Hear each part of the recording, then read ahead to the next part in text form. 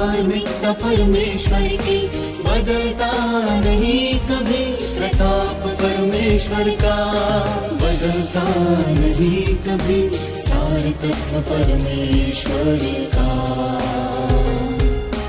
बदलता नहीं कभी स्वरूप परमेश्वर का।